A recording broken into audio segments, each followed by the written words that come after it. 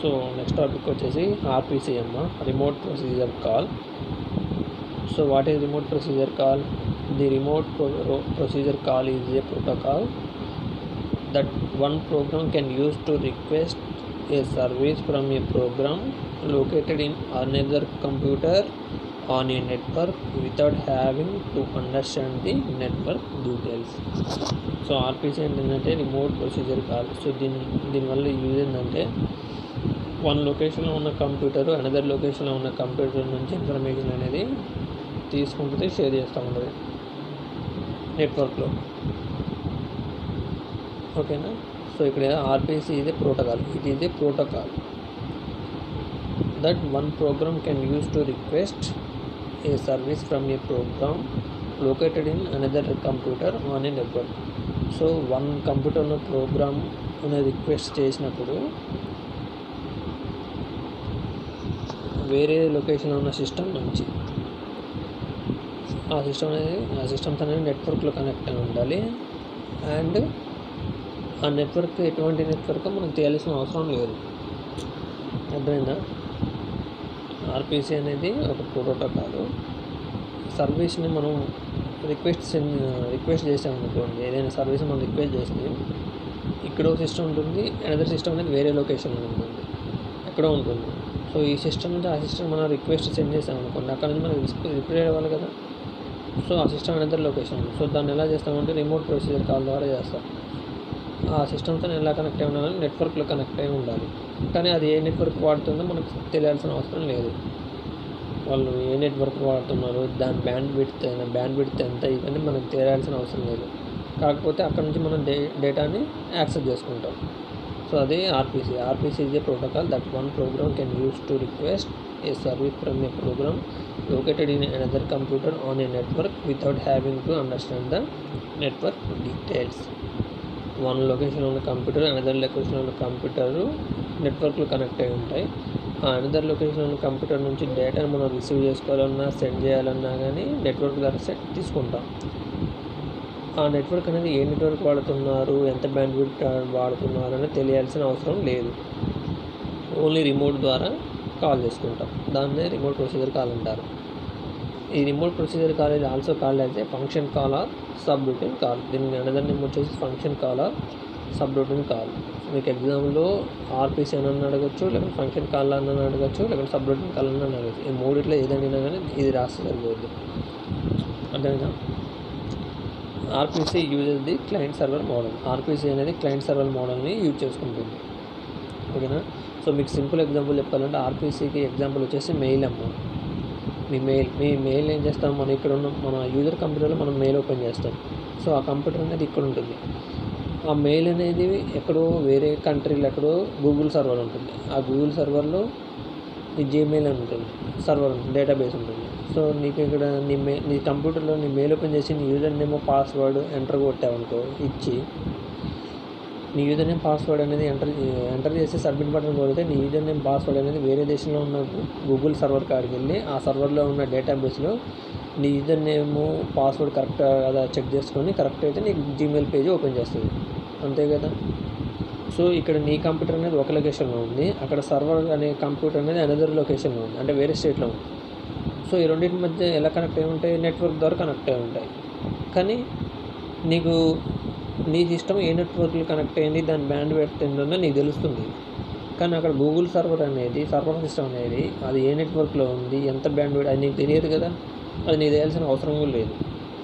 కాకపోతే నీకు రిప్లై వస్తూ ఉంటుంది. సో అదే ఇది program located in another computer, Google server వేరే దేశంలో ఉన్నట్టు on a network without having to understand the network details.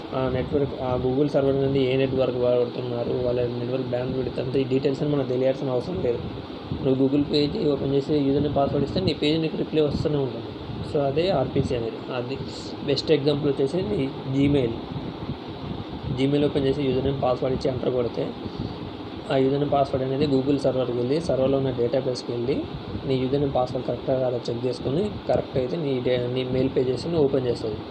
ఇక్కడ నీ సిస్టమ్ అనేది ఈ కొత్తగూడెంలో ఉంది, ఆ గూగుల్ సర్వర్ అనేది వేరే కంట్రీలో ఉంది, అది అనదర్ లొకేషన్లో ఉంది. కాకపోతే మీ రెండు సిస్టమ్లు ఎలా కనెక్ట్ అయి ఉంటాయి? నెట్వర్క్ ద్వారా కనెక్ట్ అయి ఉంటాయి. నీ కంప్యూటర్ యొక్క నెట్వర్క్, నువ్వు ఏ నెట్వర్క్ వాడుతున్నావు, నీ బ్యాంక్ అకౌంట్, నీ కంప్యూటర్ డీటెయిల్స్ నీకు తెలుస్తాయి. కానీ గూగుల్ సర్వర్ ఏ నెట్వర్క్ వాడుతుంది, దాని బ్యాండ్విడ్త్ ఎంత, దాని డీటెయిల్స్ ఏమి నీకు తెలియదు.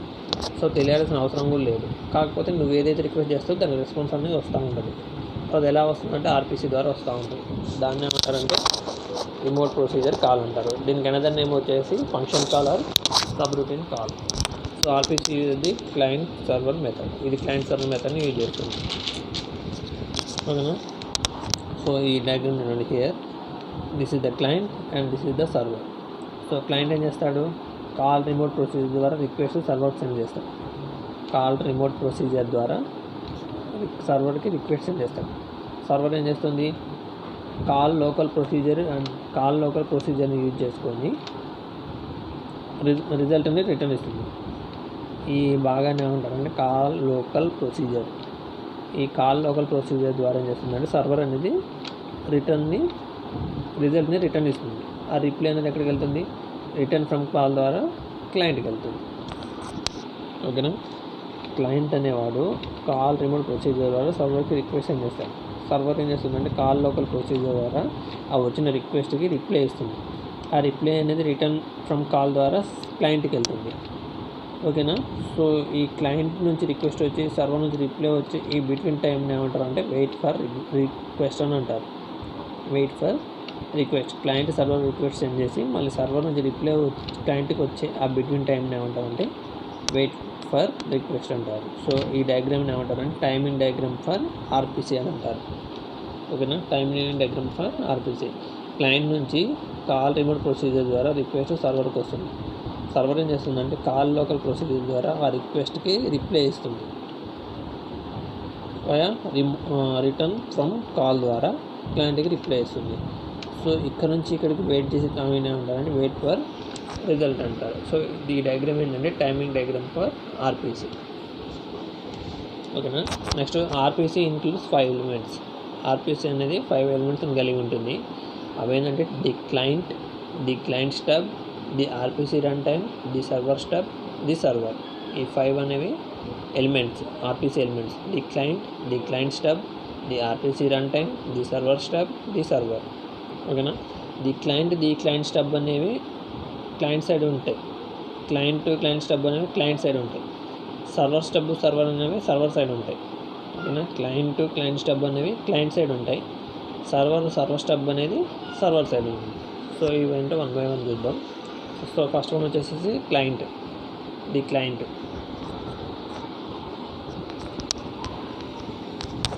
సో క్లయింట్ అంటే ఏంటి, it is user process which initiates A RPC.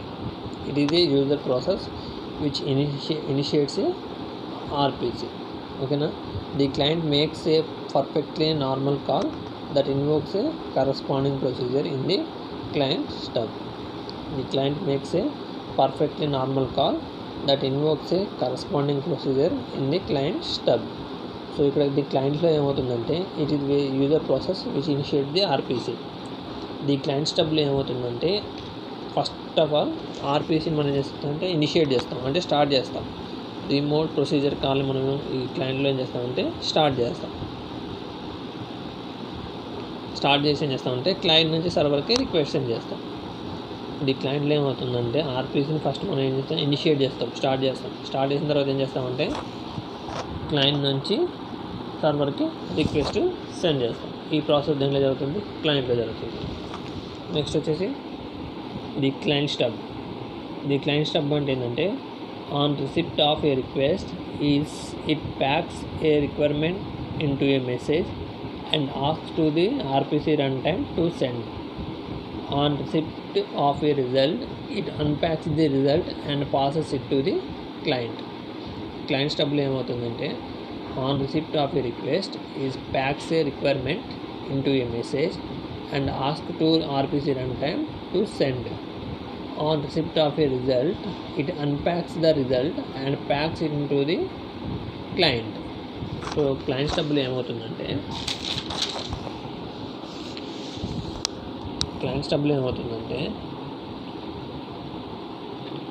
First of all ఇది request receiving client server. So so first ఏం చేస్తుందంటే క్లయింట్ కాల్ అనే ఫంక్షన్ అనేది రిక్వెస్ట్గా సర్వర్కి వెళ్ళాలి. సో కాల్ అనే ఫంక్షన్ ఏం చేస్తుందంటే క్లయింట్ స్టబ్ ప్యాక్ చేస్తుంది. చూడండి ఇక్కడ on receipt of a request it packs the requirement. Back and pack చేయడం. సో ఇక్కడ క్లయింట్ మిషన్లో కాల్ అనే మెసేజ్ని క్లయింట్ స్టబ్ ఏం చేస్తుందంటే ప్యాక్ చేస్తుంది.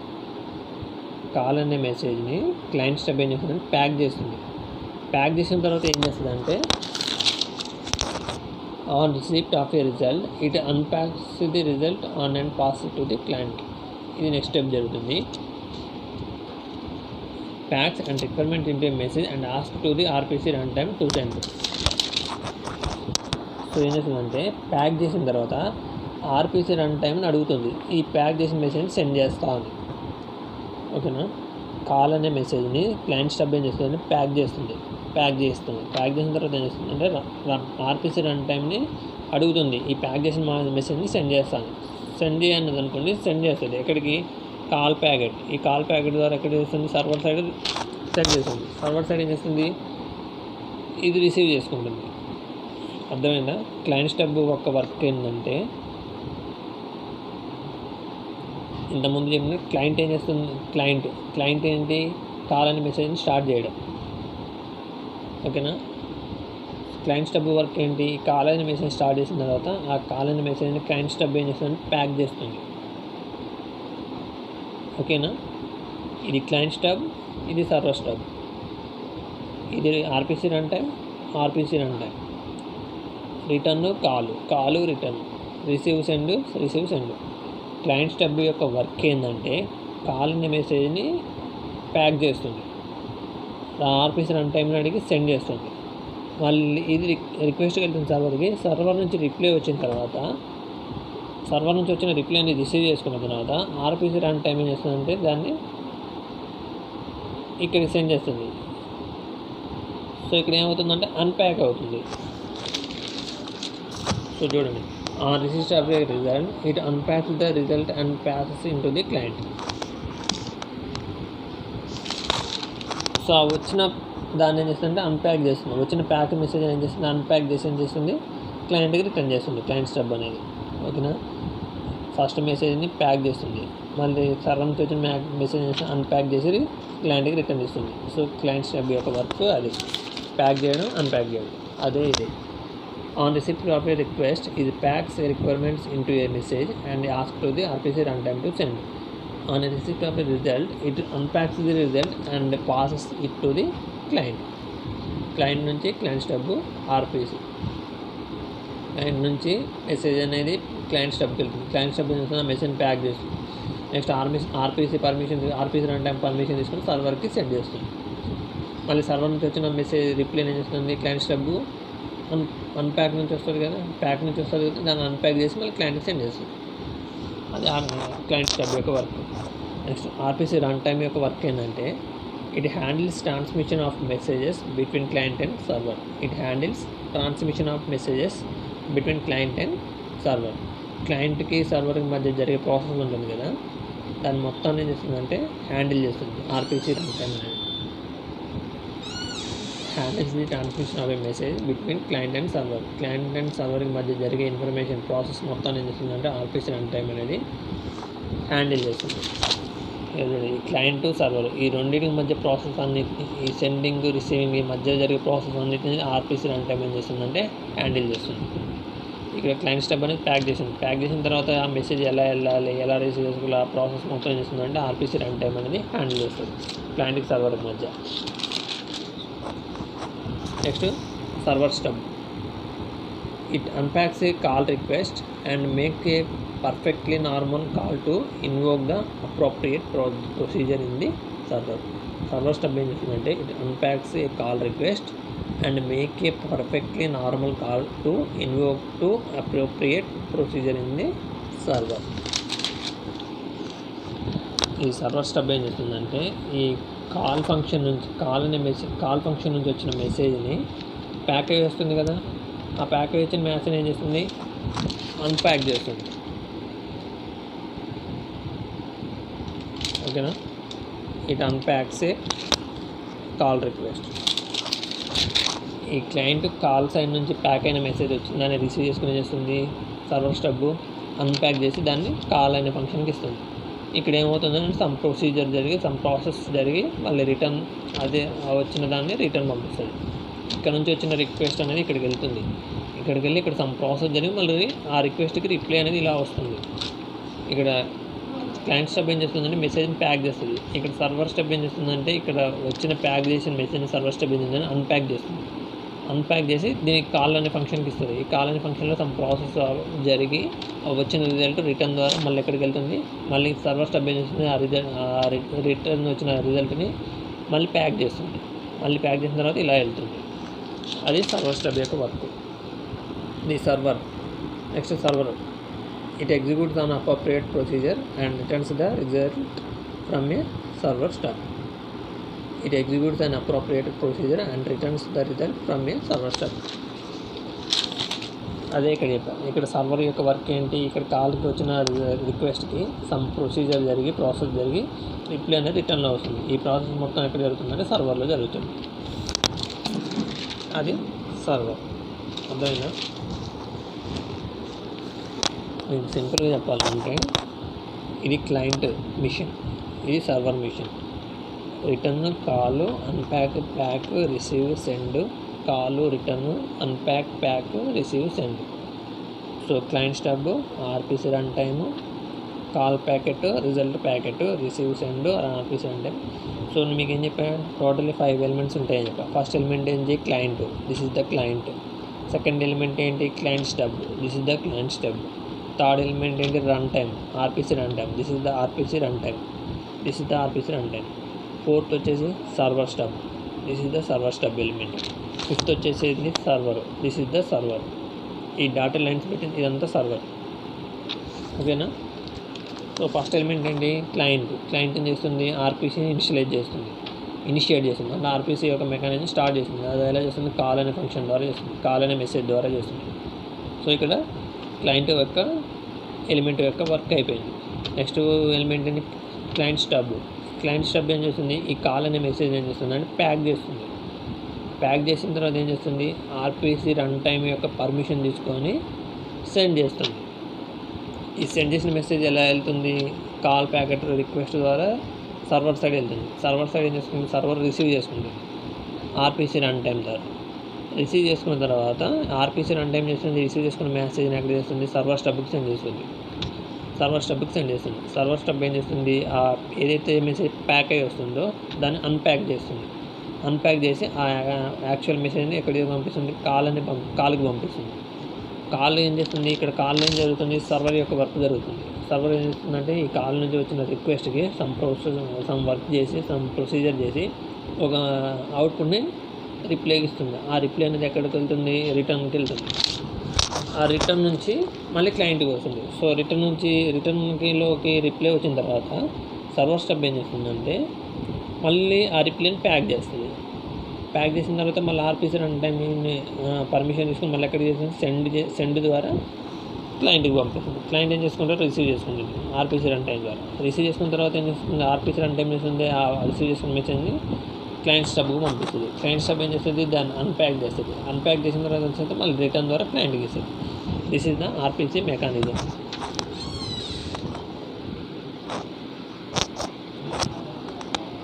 థర్డ్ యూనిట్ అయిపోయిందమ్మా.